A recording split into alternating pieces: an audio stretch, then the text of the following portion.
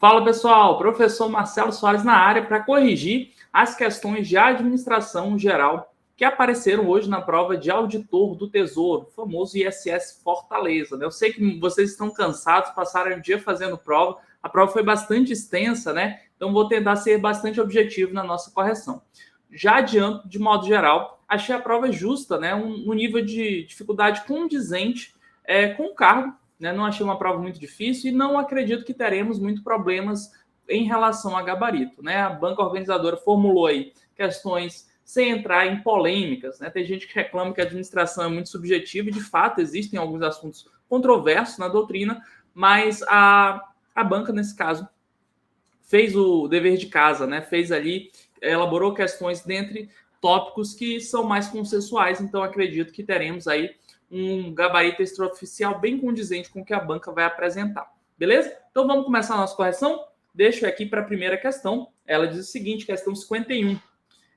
O decreto reflete a adoção de uma abordagem de gestão que se alinha à abordagem contingencialista da administração, uma vez que nele são consideradas questões como desafios locais e regionais enfrentados pela prefeitura. Gente, a abordagem contingencialista, ela de fato, ela tem essa característica, né? É aquela abordagem do depende, né? Tudo depende. A administração, ela deixa de ter um caráter muito prescritivo, ou seja, o que é o caráter prescritivo? É aquele caráter de você ter uma receitinha de bolo para o sucesso. Na abordagem contingencial, a gente tem uma revisão dessa postura em que não existe o melhor modelo de gestão, tudo depende do contexto, tudo depende das especificidades, daquilo que está em volta da organização. Então, está bem em linha com a abordagem contingencialista, quando ele fala assim, uma vez que neles são consideradas questões como desafios locais e regionais enfrentados pela prefeitura. Então, perfeito, o decreto, de fato, ele reflete essa abordagem mais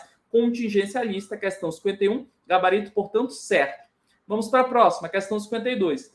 Dados acerca do perfil sociodemográfico da população, da sua distribuição de renda e de questões climáticas do local podem auxiliar a equipe do Gabinete de Governança Corporativa no processo de elaboração de uma matriz SWOT. Gente, vamos relembrar um pouquinho a matriz SWOT. A matriz SWOT é aquela ferramenta que nos ajuda no diagnóstico estratégico, que é uma das etapas do planejamento estratégico e que tem uma divisão. Na matriz SWOT, você faz uma análise do ambiente interno e dá uma análise do ambiente externo. E aí, quando ele fala em aspectos sociodemográficos, é claro, ele está se referindo ao ambiente externo. Então, esse começo do enunciado está perfeito, né?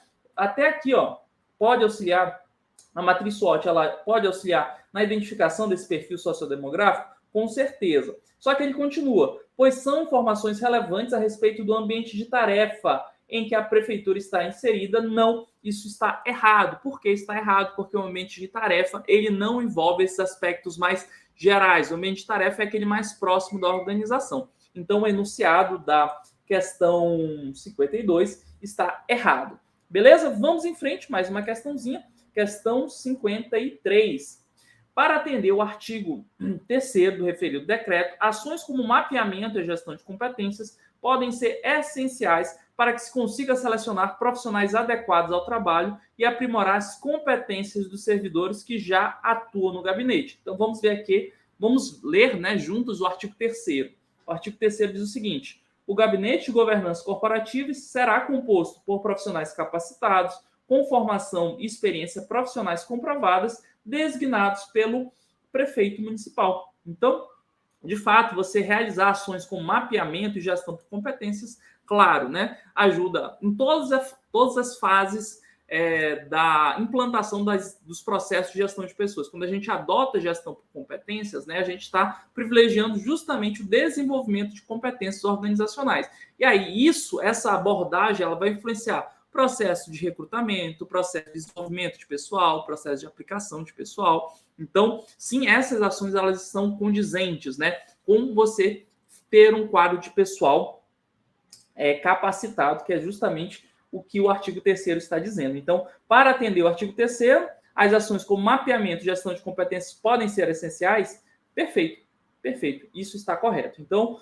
questão 53, gabarito certo. Vamos para a próxima, 54. O Gabinete de Governança Corporativa é uma unidade de linha dentro da estrutura organizacional, na medida em que as atribuições gerais de uma prefeitura municipal têm o intuito de fornecer serviços de qualidade à sociedade em geral. Aqui ele fez uma mistura. O que ele falou aqui? Ele argumenta no sentido que um órgão de linha é um órgão que está associado à atividade finalística da organização. Isso não tem essa relação. O órgão de linha é o que tem um poder hierárquico, né? Ele difere do órgão de staff, que é aquele que presta assessoramento. Então, ele utiliza uma justificativa errada. Além disso, gabinete, até a expressão gabinete, ela é muito própria quando você tem uma estrutura de assessoramento que apoia justamente um órgão de linha, no caso aí provavelmente o prefeito. Então, os gabinetes eles estão vinculados, né, em geral, à autoridade máxima daquele órgão, daquela entidade.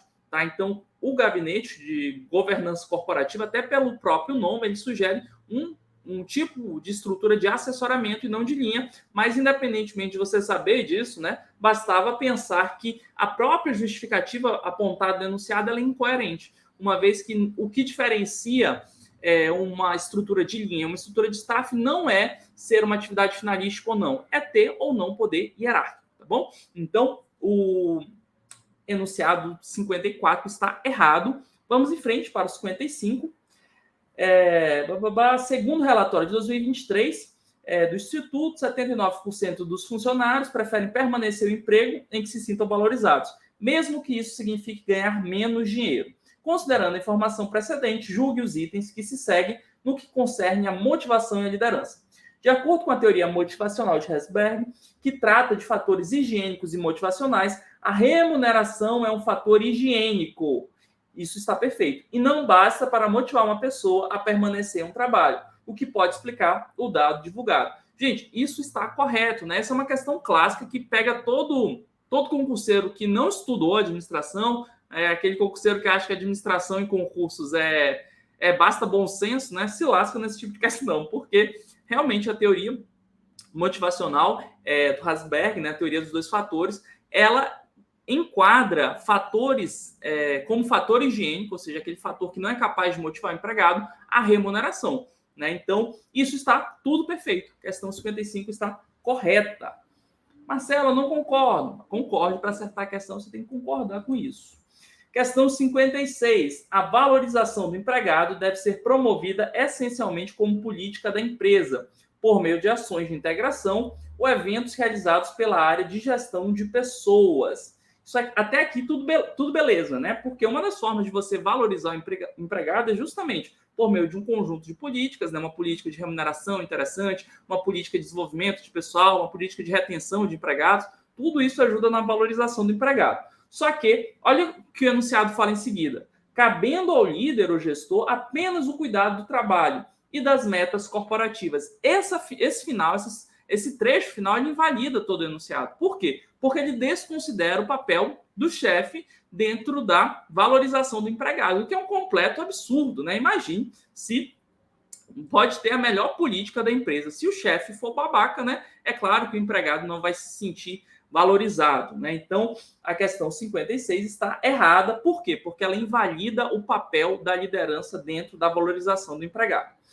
Questão 57. Para que se consiga efetivamente melhorar a qualidade dos serviços públicos, é essencial que se estabeleçam padrões de desempenho a partir de evidências, tais como relatórios estatísticos que indiquem, por exemplo, o grau médio de satisfação dos usuários em comparação com dados históricos. Gente, isso está perfeito. Na verdade, uma das grandes críticas que se fazem às políticas públicas é justamente isso, né? Muitas vezes a política pública ela não tem bons indicadores. Ainda hoje, né, quando a gente fala em políticas de educação, os políticos falam assim, eu investi tantos milhões de reais na educação, né?